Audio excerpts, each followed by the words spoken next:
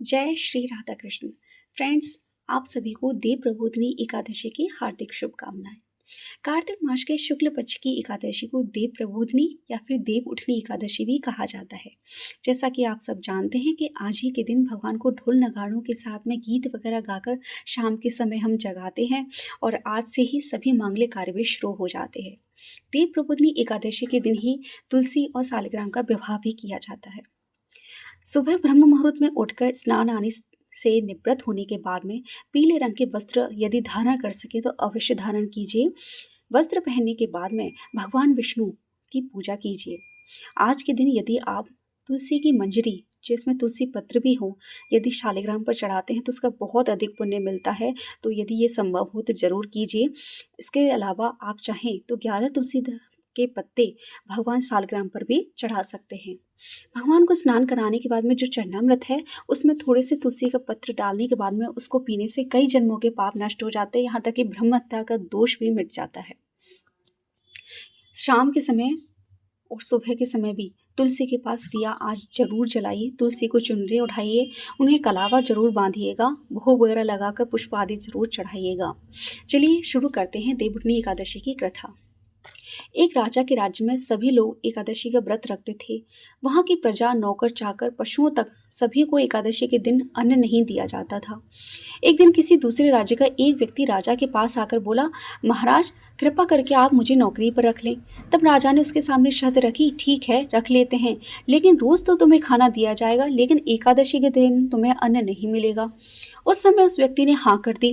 पर जब एकादशी का दिन आया और जब उसे फलाहार का सामान दिया गया तो वो राजा के सामने जाकर गिड़गिड़ाने लगा और कहने लगा कि महाराज इससे तो मेरा पेट नहीं भरेगा, मैं तो भूखा ही मर जाऊंगा, मुझे तो खाने के लिए अन्न दो।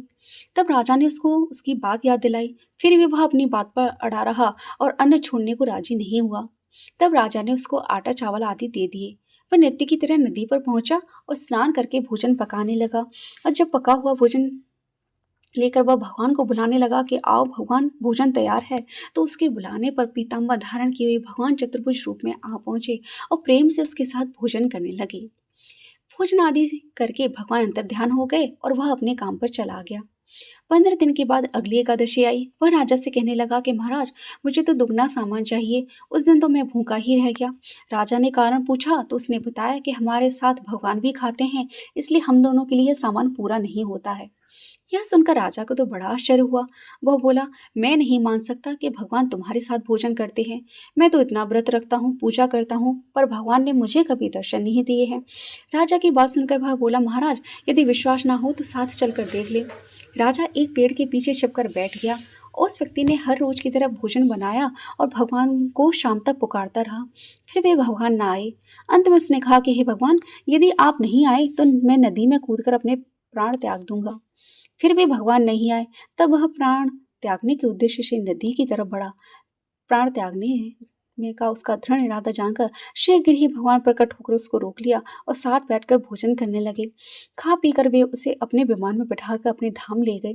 यह देखकर राजा ने सोचा कि व्रत उपवास से तब तक कोई फायदा नहीं होता जब तक आपका मन शुद्ध ना हो। इससे इससे राजा को ज्ञान मिला।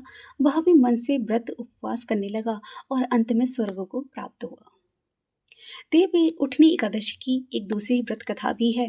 एक समय नारायण से लक्ष्मी जी ने कहा कि हे नाथ, आप तो दिन रात जागा करते हैं और सोते हैं तो लाखों करोड़ वर्ष को सो जाते हैं।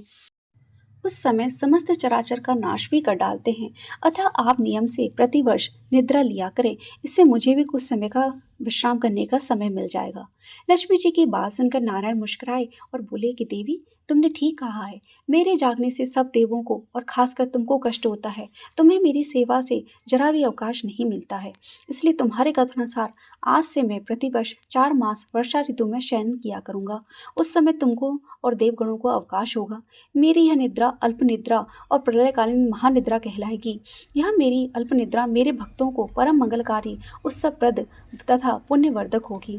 इस काल में जो भी मेरे भक्त मेरे शयन की भावना कर मेरी सेवा करेंगे और शयन और उत्पादन के उत्सव आनंद पूर्वक आयोजित करेंगे, उनके घर में मैं तुम्हारे सहित सदा निवास करूंगा। यहाँ पर देवउठनी एकादशी की दूसरी कथा भी पूरी हुई।